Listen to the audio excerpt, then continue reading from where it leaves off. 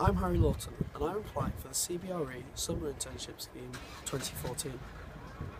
I'm currently studying Real Estate Management at Oxford Brookes University, the only course I've ever wanted to do. All the adults I've been brought up around are in the property industry, however I still want to carve my own path.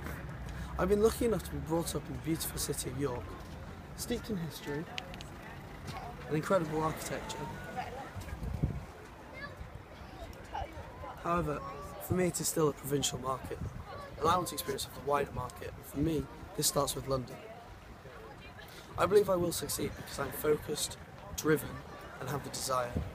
I'm also extremely passionate about property. I'm an extremely competitive person. This can be seen through my sporting accolades. I've been in the top team for rugby ever since the age of 11. I played first team for 2 years and I currently play in the first team for university. Therefore I am a team player like everybody else applying. However, for me what sets me apart is my work experience. From the age of 16 I've been very confident in what I want to do, so I set about experiencing all aspects of the property world, including letting and management, quantity surveying and even down to labouring. This is Monk's Cross 2, York's out-of-town retail park. It was completed this week, on time and on budget, by Oakgate plc. 4 years ago I was lucky enough to shadow one of the directors in the preliminary meetings for this controversial site. Controversial for two reasons. Firstly, the city centre retailers believed that it would detract business from them. However, the 7 million tourists that visit York a year come for a city steeped in history and a thriving city centre, and spend £600 million in the process. However, the 190,000 locals to York see Monk's Cross as an easy access, easy parking retail park. The second reason this is controversial is the coup of John Lewis. Now this doesn't sound much to everybody else, but this is the first one in the region, one ahead of Leeds, our bigger, more commercial neighbour.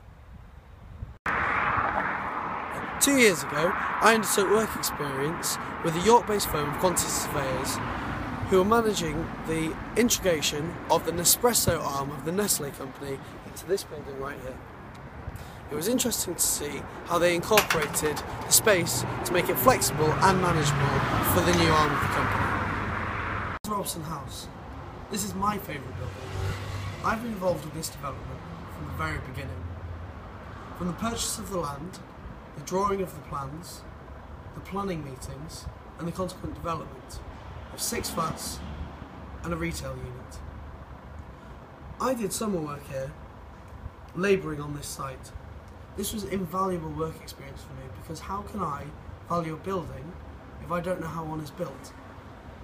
Problems arose which I don't find in the textbooks, and I saw how they were dealt with.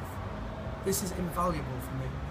Further practical work experience when I took a cultural expedition to Botswana. Whilst there, we came across a school for disabled children, which was in need of urgent repair. I project managed the building of a ramp, which helped the children in wheelchairs get from the school to the playground. It was done on time, with locally sourced materials, and the sense of pride once finished was absolutely immense. As previously mentioned, Robson House is my favourite building. But when it comes to statement buildings and architecture, I hold very firm views.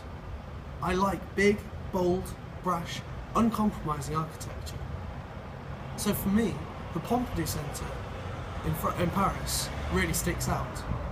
Renzo Piano's architectural plans may be laughed at first, but the internal workings are on the outside.